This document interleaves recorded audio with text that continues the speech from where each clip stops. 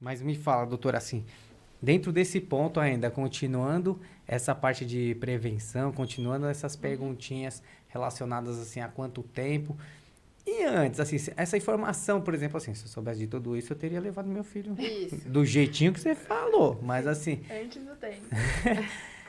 a gente realmente levou ele quando começou a dar febre, porque aí você começa, pô, tá com febre, tá com diarreia, o que que tá acontecendo? Tá Sim. nascendo os dentes. Isso é mito ou é verdade? Essa É relação verdade. é É verdade, né? verdade. Que Isso é aí você verdade. começa, nenê, dente, não sei o que, aí você começa a perguntar pra comadre, compadre, o que que Sim. faz? Quem teve filho são os especialistas pra gente, né? Sim, Quem já teve filho é porque exatamente. já passou pela experiência.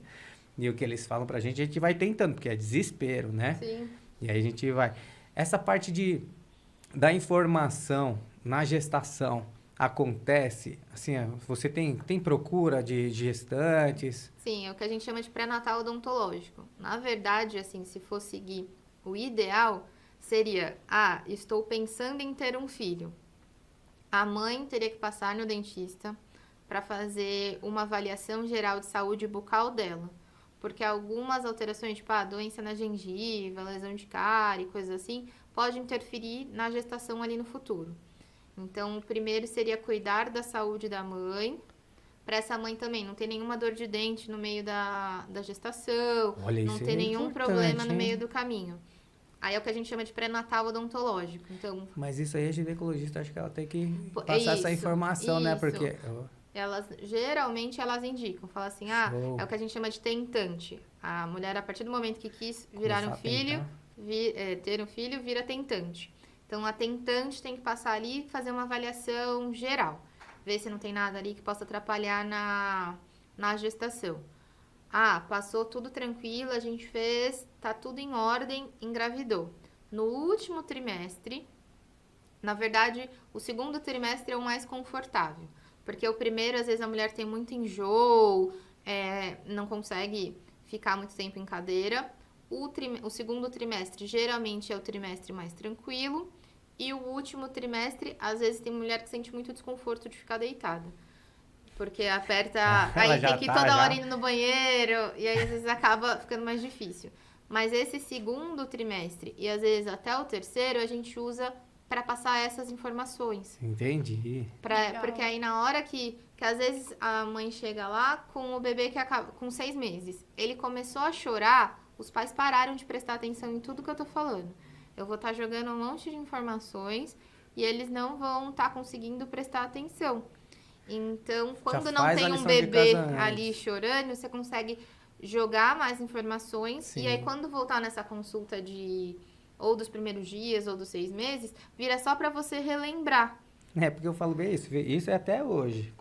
Eu sou um cara que eu tenho uma rotina muito assim. Eu acordo muito cedo. Porque depois que o Raul acorda e a Ângela acorda, a vida já não é mais minha. Eu falo, né? Sim, Então, sim, vira em eu tenho que... família. Acorda com as A mãe é a galinhas. mesma coisa. Depois Sim, que o filho acorda, depois que você tem o filho, a sua rotina não é mais a sua, né? Você já tem que Segue o ali, filho. com os cuidados, a sua rotina já muda total. Então, isso é interessante. E aí você estudar antes, para ter todas essas informações antes, mas eu não sabia que era tão cedo. Eu achava que você fazia simplesmente que a gestante, no caso ali, a gestante e o pai. Quando a gente fala de sim. gestante, né? Ali O pai também. O pai também os faz parte. responsáveis ali precisam os dois, né, compartilhar dessas informações. Mas eu não sabia que é dessa questão dos trimestres que começava já lá cedo, já com Sim, cuidado com ela. exatamente. Porque tem algumas alterações que, primeiro, começou a sentir dor no meio da gestação. Por mais causa estresse. Estresse pode afetar ali na gestação. Aí, normalmente, as mães ficam com medo, né? A gestante fica com medo de pensar assim, eu posso tomar remédio estando grávida, não estando grávida? Posso tomar anestesia? O que faz com raio-x? Então, nós sabemos, né? Tem todas as formas corretas para atender essa gestante, mas o ideal para ela ter uma gestação mais tranquila é que ela não precise passar por isso. Então, por isso que a gente faz essa prevenção ou esses tratamentos antes de ter o bebê. Putz, Fica isso é bem muito mais legal. confortável. E aí a gente tem assim, beleza, você falou lá do. Então a gente falou da gestação, a gente falou da questão do. Depois que nasce também, Sim. então Os ali primeiros os primeiros molares. molares, o crescimento, que vai acompanhando. Uhum. Até quanto tempo é legal esse acompanhamento? Então, o ideal, na verdade, seria pelo menos A prevenção a é o ideal é prevenção. até os 80 anos, né? Isso, Começa isso que eu ali ia do falar. primeiro Você molar vai e vai ficar até os... visitando o dentista até quando você ter dente na boca. E aí, quando fez a dentadura, depois você também vai ficar visitando o dentista, porque Que é a também prevenção, tem que né? trocar essa dentadura de tempo em tempo também. Sim. Mas, assim, numa média, é que pelo menos sejam feitas 2 consultas por ano.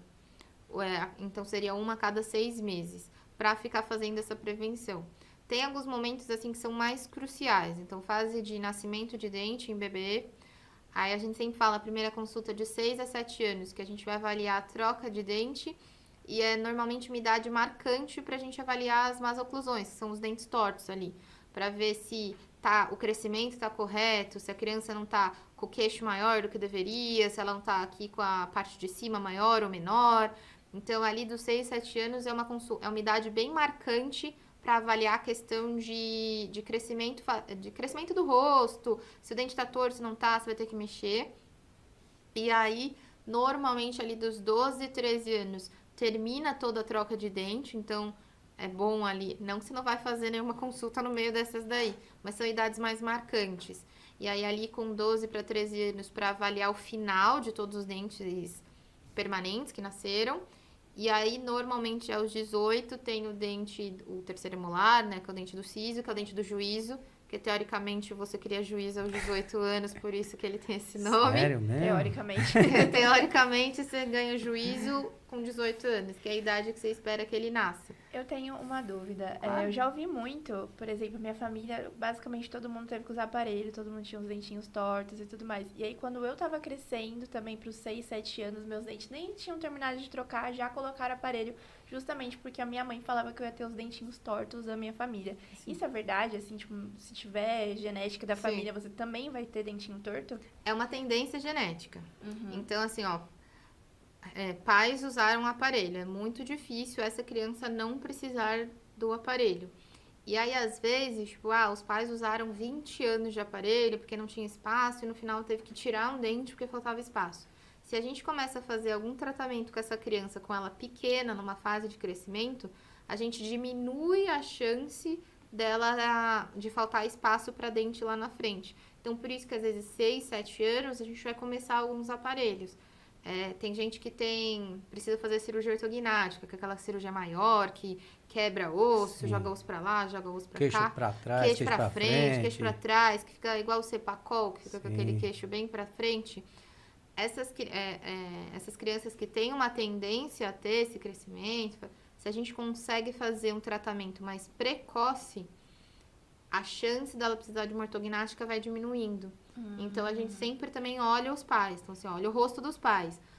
O pai tá com queixo pra frente, mãe tá Já com queixo sabe pra que tem uma frente. tendência ali. criança Vai tem ter a uma tendência. tendência essa Cara, criança ter também. Tava ferrada mesmo. Oi, Ingrid, eu não sei da sua época, assim, né? Porque você é bem mais nova que eu, não parece, né? Mas, assim, é bem... Não parece nada. Mas, assim, lá...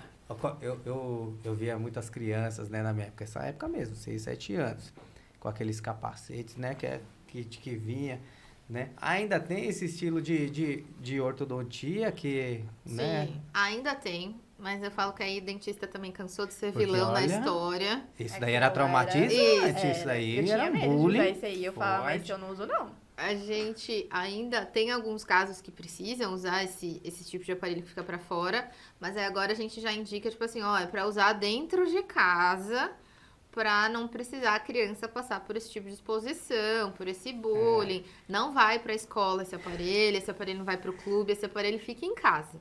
Vai usar pra dormir, vai usar quando estiver dentro de casa, mas a gente ainda usa bem menos do que usava antes, mas ainda usa Qual em a alguns função casos. desse aparelho em específico? Ele tem tem 2 tipos de aparelho desse que fica, mas os 2 têm a mesma função. Um é para segurar o queixo, para o queixo parar de vir para frente.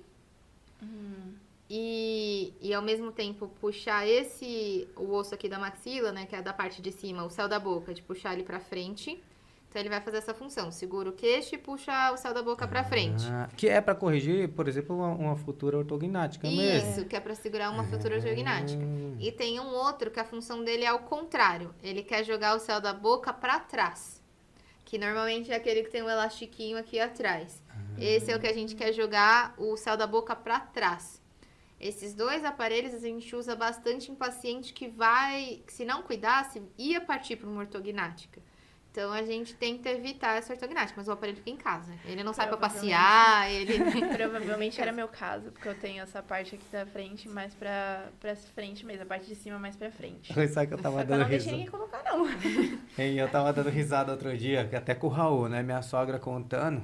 E aí, gente, todo mundo comentando sobre aparelho. O Raul também tem que usar um aparelho móvel e tal. E aí, a Ângela começou a contar, né? Aí você vê a diferença. Então, tem um aparelho que era traumatizante, ninguém queria, tal, não sei o quê. Aí, na época, era uma moda, os aparelhinhos de bracket e tal, aqueles mesmo lá prateadinho. Sim. Ah, Assim, era isso bonito. na pré-adolescência, 12 anos, 13 anos, todo mundo queria estar de aparelho, né? Sim. Aí a Ângela, minha esposa, ela vai matar, mas ela colocava os papel alumínio, assim, no dente, assim, pra tirar umas fotos e tal. E o Raul morre de rir quando ela conta essa história, né? Porque começou a virar moda, todo mundo Sim. colocando aparelho de Teve uma moda bracket. de uns aparelhos coloridinhos também na minha adolescência, Sim. que todo mundo tinha que usar aquele aparelho colorido. E eu já tinha um aparelho, então eu me achava super moderna, né, gente? Isso, ganhei primeiro que os amigos, lancei tendência Eu colocava, aqui. tipo, um de cada cor e falava, nossa, como eu sou moderna. E agora a tecnologia evoluindo de Evoluiu. novo, né, cara? A gente vê agora ao contrário, né? A coisa mais intimista, mais reservada, não aparecer tanto. Sim. Então, com as marcas mais famosas, Invisalign, esses aparelhos invisíveis e tal. Fala um pouquinho sobre essa tecnologia, porque o pessoal pergunta muito assim, mas será que funciona? Porque dá aquela coisa, né? Porque a promessa, né, da quantidade de tempos, né, Pô, eu tenho um amigo que eu falo assim, cara, você já tá 44 anos, te conheço de aparelho desde os 12, né? Você ainda... Ainda Mano, tá a de gente aparelho. chora de rir, brincando, assim, né? E o cara ainda tá de aparelho, né? E aí a promessa desses aparelhos invisíveis, né? Eles, além da questão da estética, né? Pô, hoje, para quem, até mesmo para o adulto, para criança também.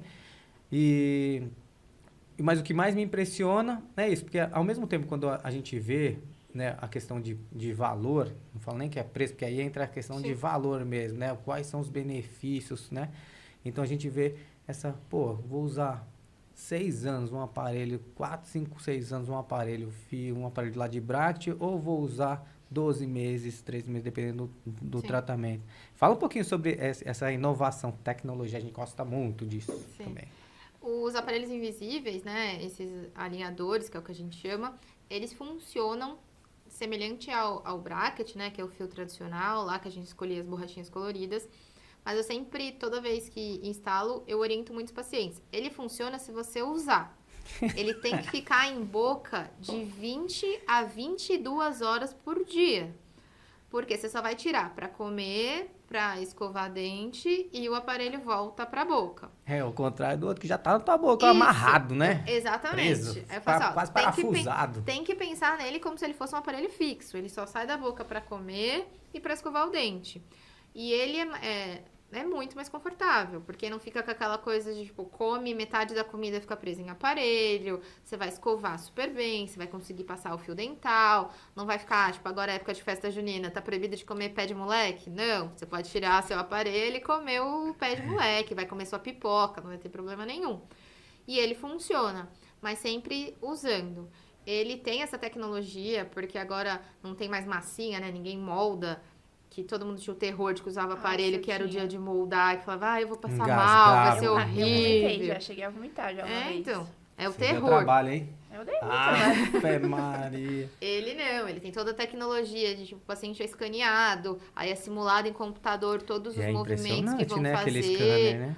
Usando o aparelho, geralmente ele tem tempo de tempo de tratamento menor do que o do aparelho tradicional. Porque o aparelho com bracket, o que funciona? A gente pega o metal e eu faço o movimento que eu quero no metal. E aí você faz a manutenção todo mês, porque esse metal vai perdendo força. Aí você vai no outro mês e a gente muda de novo. Muda fio, muda borracha e ele ganha força. Esse aparelho, como você vai trocando os alinhadores, ele nunca perde força. Então, por isso que ele geralmente é um tratamento mais rápido. Mas ele depende muito de colaboração de paciente. Então, você tem que ir ali e falar assim, nossa, eu sou muito preguiçoso, não vou lembrar de trocar o aparelho.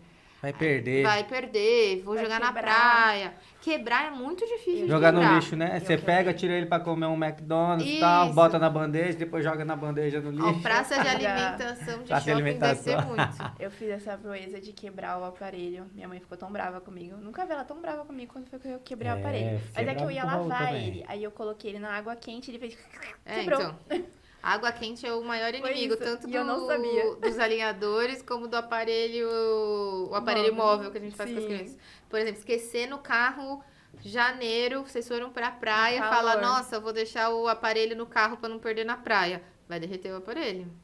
Ele vai deformar. Eu descobri Não isso. vai- do ele pior não vai jeito. dar certo. Aí Água depois vai quente. tentar encaixar, não vai não dar vai certo. encaixar, não vai dar certo. E qual que é a maneira ideal para higienizar, para limpar esses aparelhos?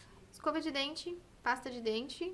E aí a regra é tanto para os alinhadores como para o aparelho móvel. Todo mundo ganha uma caixinha. E aí eu sempre falo para os pacientes, essa virou sua nova companheira e sua nova amiga. Porque quando o aparelho não estiver na boca, ele tem que estar na caixinha. Porque se está na caixinha, ele não é enrolado em guardanapo, ele não é pisado, o cachorro não pega. Não acontece nenhum acidente quando ele tá ou na caixinha ou na boca. E o aparelho do Raul esses dias foi pro lixo do bar lá que a gente tava. Ele colocou no papel do guardanapo, botou, a mulher passou limpando as mesas. Puf, aí só o bar inteiro, eu revirando o lixo também. É caro, né? Na brincadeira, não sai barata não. Então, A minha mãe ainda ficou bem muito que assim, brava o dono do comigo, bar sim. era meu amigo e tal, do Aí Casa foi a Véia, mexer no merchanzinha do Casa Véia. Então, o pessoal todo foi muito generoso e comigo. E deixou senão- você cutucar o lixo pra pegar. Mas eu Nossa, quase que vergonha, Marcelo. faz parte da vida. Eu falo que eu tenho uma coleção de historinhas, de tipo, coisas que já aconteceram com aparelhos meus pacientes. Eu tenho um que ele Pode bateu o contar. recorde, assim, eu fiz 8 aparelhos pra ele. Nossa. Quando chegou no 8. Tomando sopa. Não, e aí ele fazia, tipo, ele perdia muito. Aí teve dia que o cachorro pegou e o cachorro mastigou o aparelho, assim, ó, veio todo mordido, O deformado. cachorro apareceu com o aparelho dele no dente, né? Tudo no dente. E os pais inconformados falaram assim, doutora, eu vou gastar muito, porque eu vou ter que vir aqui fazer um aparelho novo e o cachorro que engoliu metade, a gente vai ter que levar no veterinário, porque engoliu. Aí ele também, tipo, ele tinha mania de ficar tirando e esqueceu no banco. Foi sacar dinheiro com a mãe.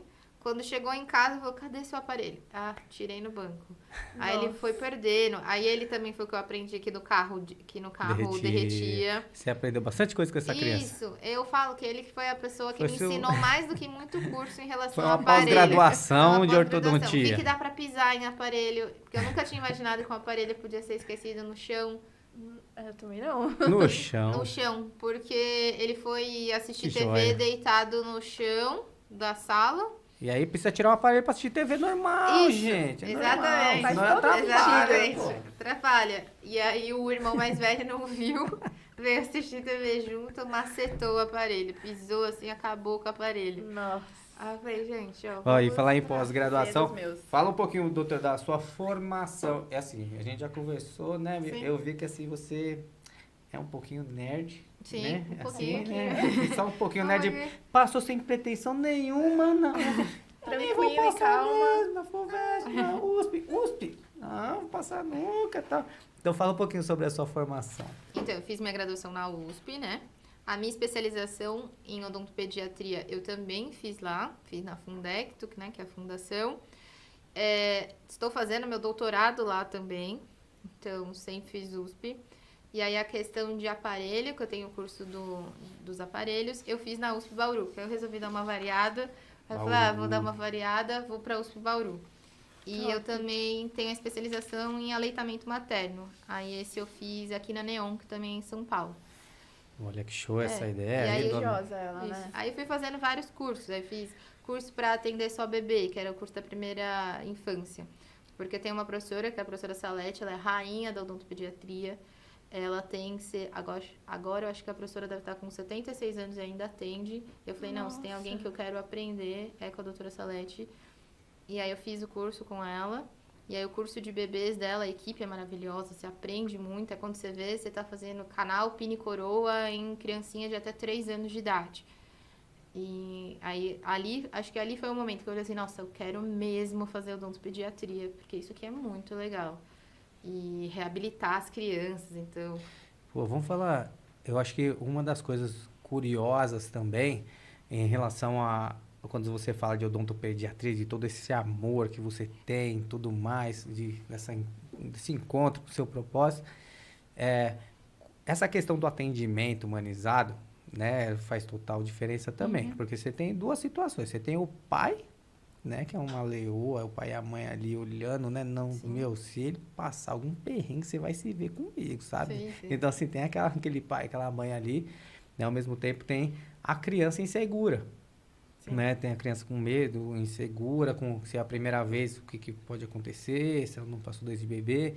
Então, assim, como funciona, explica um pouquinho como funciona a rotina de um primeiro atendimento, de como você trabalha esse atendimento, se isso realmente ele faz a diferença. Eu falo muito para as meninas aqui mesmo, lá, para todo mundo aqui na agência. Eu sempre enxerguei muito que, assim, qualidade não é diferencial nenhum, sabe? Sim. Assim, eu acho que, assim, é isso. Você estudou, você tem que entregar qualidade, ponto, acabou. Você não tem que ficar falando de qualidade, porque não é diferencial. Sim. Agora, toda a experiência que a pessoa passa contigo e como ela sai isso tudo é o que faz a diferença para que ela retorne, para que fidelize, para que ela vire o maior divulgador da sua marca, o maior divulgador do seu trabalho e de você, né?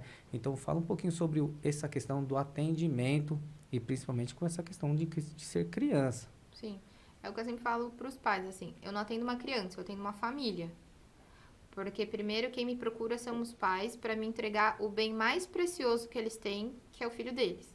Na grande maioria, quando eles chegam, tá tendo algum problema com o filho deles. Que foi aquela criança que foi desejada, que você tá cuidando, que é tipo, você não tá nem aí pro que tá acontecendo com você, mas ali pro seu filho, você quer tudo do melhor e tudo do bem para ele, que você pudesse tirar a dor dele e pegar para você, você tava pegando. Então tem que ter esse cuidado ali. Eu preciso entender essa família, entender o que está acontecendo. E depois eu tenho que cuidar desse pacientinho que está chegando num lugar que ele nunca me viu, num lugar diferente, que tem barulhos diferentes, que geralmente ele já escutou, que não é tão legal ir lá no dentista. Ah, o priminho, né? Aquele Isso. priminho foi lá, você Não, vai e às ver, vai vezes doer. até os pais fazem, às vezes, sem querer, que falam assim, ai, filho, vai ser ruim, mas vai ser pro seu bem. Porque os pais tiveram uma experiência ruim, então, às vezes, eu tenho que conversar muito com os pais que eles tinham trauma de dentista e a gente tem que tomar esse cuidado para não passar para a criança. E aí, na hora que chega ali no consultório, eu tenho que transformar na experiência mais positiva possível para essa criança. Então, tem todo um manejo. Eu fico brincando, falo assim, eu tenho muito paciente que eu não minto. Eu nunca minto para as crianças. Mas eu omito muita coisa. Então, eu não vou chegar para ela e falar assim, agora eu vou anestesiar seu dente. Normalmente eu falo assim, agora eu vou colocar seu dente para dormir, a gente vai fazer isso, vai fazer aquilo, você vai sentir tal sensação, olha, o gosto é assim. Porque a gente tem que fazer com que essa criança se sinta confortável. Então, eu não vou sair para ela mostrando a agulha. Então, eu dou uma escondidinha ali para ela, passar segurança para passar uma ela, segurança. Né? E aí a gente brinca que tem um nome diferente. Então, não tem motorzinho, eu uso um chuveiro para limpar o dente. Nenhuma criança lá tem lesão de cárie. Quando tem, é quando aparecer um buraco de uma minhoca aí dentro. Vamos pegar essa minhoca que tá presa aí dentro? E eles vão na minha.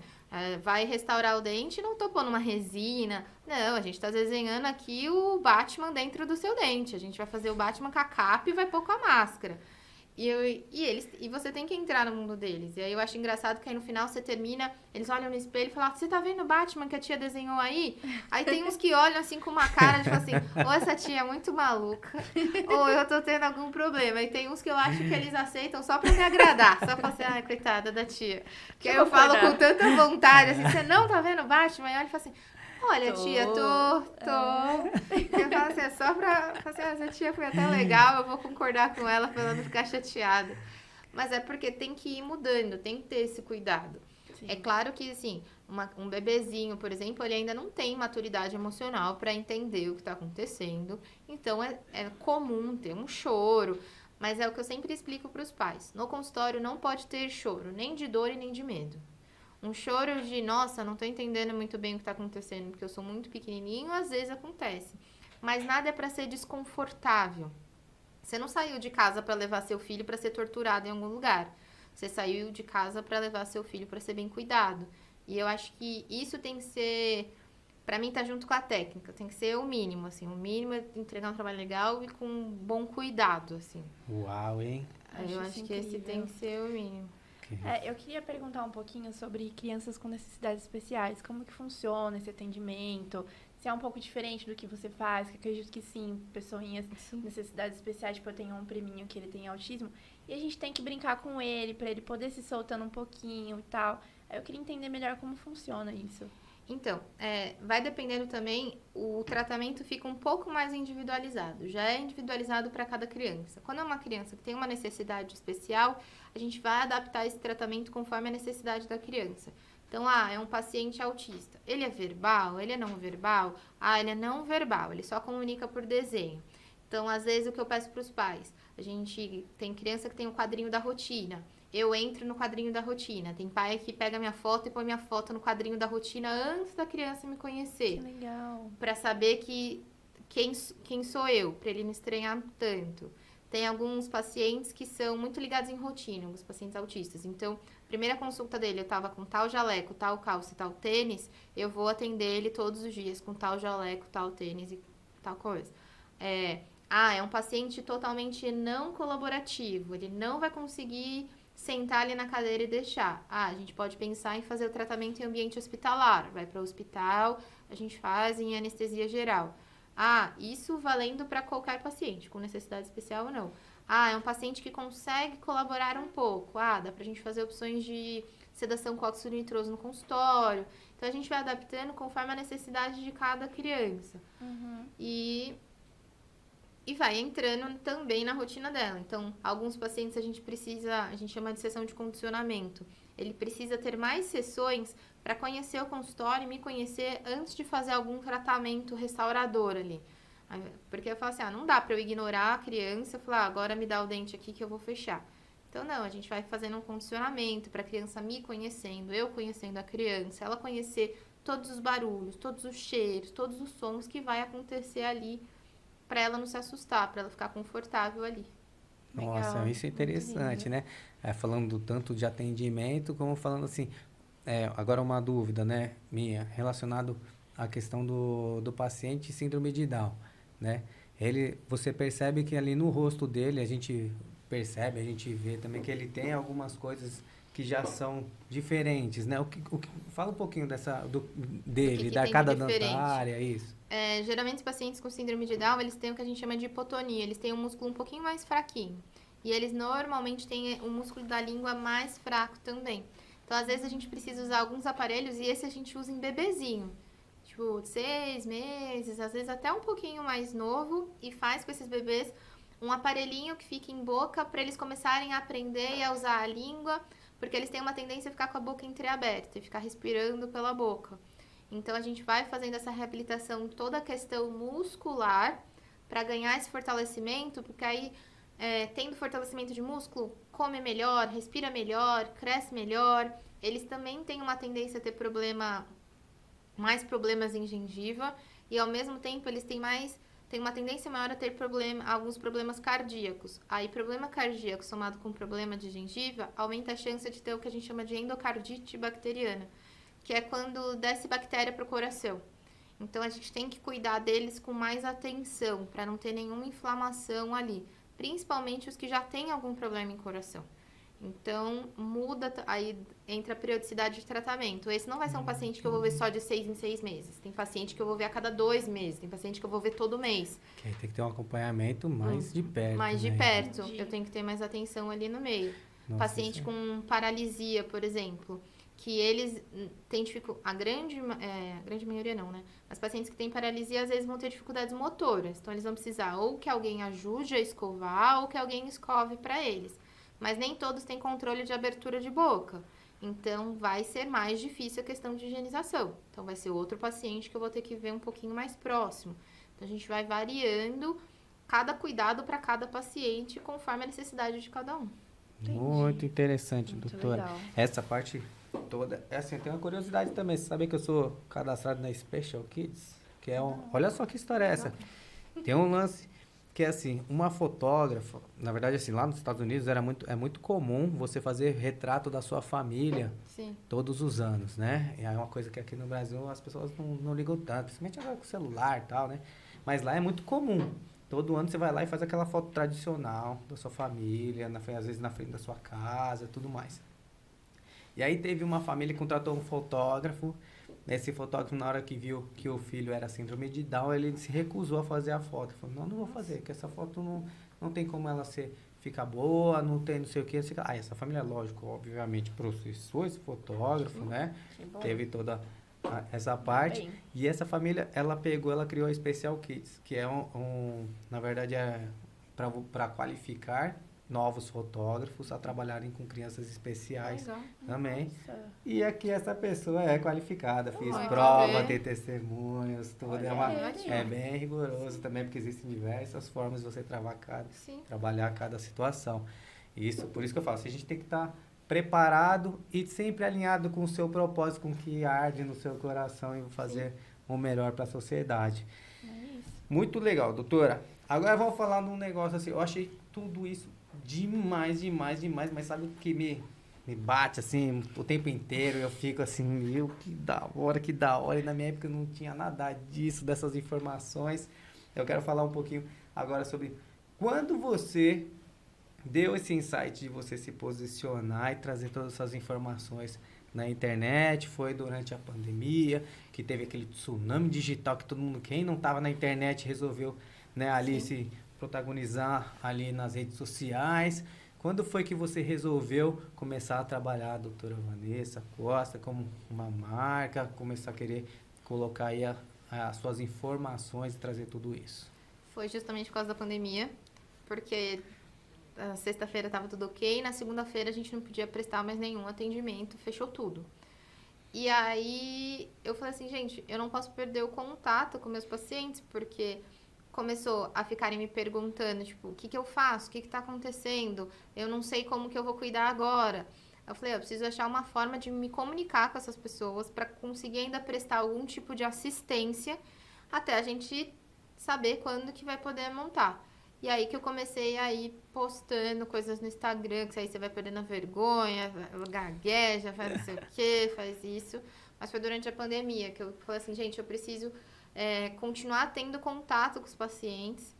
E aí a rede social foi a forma que eu encontrei de continuar mantendo, tipo, estar perto estando longe, que era o que falava na pandemia, como estar perto mesmo estando longe. Isso. Foi mais ou menos isso. Foi aí nessa época que eu pensei. A pandemia, ela criou, né, ela teve toda essa parte ruim, realmente, assim, foi um desastre total. Foi triste. Mas essa questão também da disrupção mesmo, assim, cultural, do comportamento de várias pessoas relacionadas ao digital e de descobrir essa comunicação também, teve um avanço muito grande. Então, a gente viu avós, né, que nunca mexiam em celulares, descobrindo um mundo novo que poderiam estar... E não só por causa da pandemia. Hoje, você vê que muita gente mora longe, né, por diversos fatores, já há muito tempo.